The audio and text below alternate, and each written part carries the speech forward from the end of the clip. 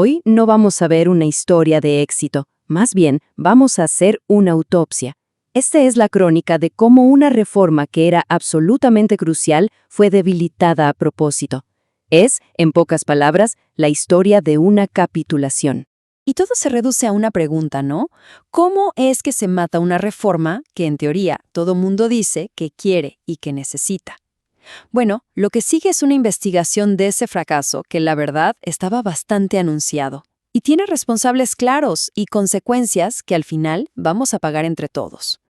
Y aquí, en estos números, está el corazón del problema. El plan original, el que estaba bien hecho, el que tenía sustento técnico, resolvía el 60% del déficit. Lo que finalmente se aprobó, después de toda la presión y el cálculo político, apenas llega al 45%. Y ojo, esa diferencia no es solo un numerito, es el tamaño exacto de la oportunidad que se perdió. Arranquemos por el final de la historia, por el resultado. Tenemos una reforma que desde el vamos nació débil, una solución que se quedó a mitad de camino y que lamentablemente deja al sistema de pensiones exactamente en la misma ruta, directo hacia la quiebra. A ver, para que todos estemos en la misma página, ¿de qué hablamos cuando hablamos de la caja fiscal? No es algo abstracto. Es el sistema que le garantiza la jubilación a muchísimos servidores públicos, gente clave. Y lo más grave es que este sistema ya tiene fecha de vencimiento, 2028. Así como lo oyen, colapsa en 2028 si no se hace algo, pero de verdad. Pero la cosa es que esto no tenía por qué ser así. Existió un plan original. Una versión mucho más fuerte, técnicamente sólida, que sí le hacía frente al problema de raíz. Así que veamos un poco qué fue lo que perdimos en el camino. Miren, este gráfico lo deja clarísimo. A la izquierda, el 60% que cubría la versión original, la de diputados.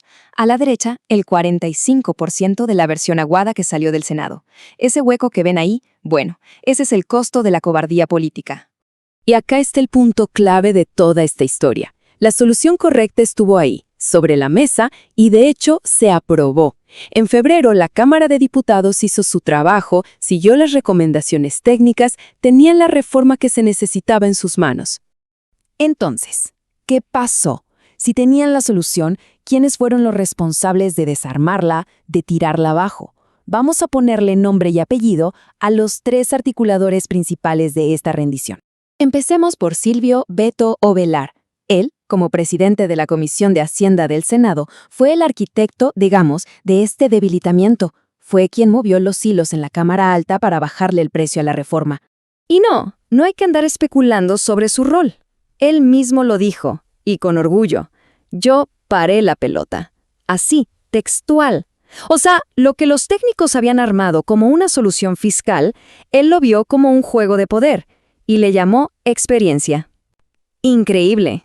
Para resumir, Ovelar le puso un freno de mano a la reforma, cedió a la presión de los gremios que venían más por rumores que por otra cosa y encima se jactó de hacerlo. Un acto que las fuentes que analizamos describen como algo que solo un antipatriota podría adjudicarse con tanto orgullo. ¿Por qué? Porque puso el cálculo político por encima de la estabilidad del país. El segundo protagonista es Raúl Latorre, el presidente de la Cámara de Diputados. Si Ovelar fue el que articuló el daño en el Senado, Latorre fue el que firmó la rendición final en diputados. Y esta fue su justificación pública. Mientras la caja fiscal iba camino al precipicio, el señor Latorre hablaba de fortalecer vínculos. Un discurso completamente vacío para tratar de disfrazar una decisión que, a esas alturas, ya estaba cocinada a puertas cerradas. Y que quede claro, Latorre tenía el poder, la Constitución le daba la herramienta para insistir con la versión original y, según todos los reportes, tenía los votos para ganar, pero eligió no usar ese poder. Anunció la rendición incluso antes de que empezara el debate, justo después de reunirse con los mismos gremios que se oponían. Las fuentes son claras. A esto se le llama una capitulación política. Y el tercer personaje de esta crónica es Hugo Mesa, el vicepresidente de la Cámara. Su estrategia fue un poco distinta. En lugar de jactarse o dar discursos vacíos, buscó un culpable para justificar por qué se estaban rindiendo. Con estas palabras, Mesa intentó pintar a los diputados casi como si fueran las víctimas. Fuimos engañados, dijo. Pero esta indignación de último momento esconde una verdad muy incómoda. Si de verdad los engañaron, tenían el poder de arreglarlo. Y simplemente no lo hicieron. Su táctica fue bastante simple, en realidad. Le echó la culpa al ministro de Economía, que, por cierto, no tiene ni un voto en el Congreso, para desviar la atención. Si tan engañados estaban, la solución era una sola, insistir en su versión. Pero no. En cambio, proclamó una lección aprendida. Una lección que le salió carísima al país. Pero a él, nada. Y esto nos lleva al nudo de todo el asunto. A esa zanja enorme que hay entre las excusas que dieron en público y el poder real que de verdad tenían. A la mentira que construyeron para justificar su propia sumisión. Y este cuadro lo resume a la perfección. De un lado, las excusas. Diálogo, fuimos engañados. Del otro lado, la realidad.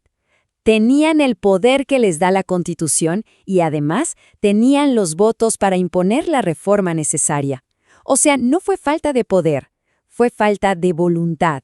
Una decisión que, francamente, subestima la inteligencia de la gente. Y bueno, ahora llegamos a las consecuencias, porque la historia no se acaba con una votación en el Congreso. No, para nada. Ahora empieza la parte en la que todos los ciudadanos, empezamos a pagar la cuenta de esta decisión. Esa diferencia que vimos entre el 60 y el 45% no es solo un porcentaje en un gráfico, es un agujero fiscal de miles de millones que de alguna forma va a haber que llenar. Y no es algo abstracto, es dinero, dinero real. Esta línea de tiempo es como la anatomía de una oportunidad perdida. Miren, décadas de un problema que iba creciendo. Un pequeño momento de lucidez en febrero, cuando se aprobó la solución correcta. Y después, la capitulación de marzo que nos devuelve al punto de partida al borde del colapso que se proyecta para 2028. Entonces, ¿quién paga la factura de esta cobardía? Primero, los contribuyentes, con más impuestos o con más deuda. Segundo, los futuros jubilados, que ahora tienen un sistema mucho más frágil. Y por último, todo el país, que ve cómo la confianza en sus propias instituciones se va por el piso. Hugo Mesa dijo que esto fue una lección aprendida. Pero la pregunta que queda ahí flotando en el aire es, si la lección la aprendieron ellos, ¿por qué la factura le estamos pagando todos los demás?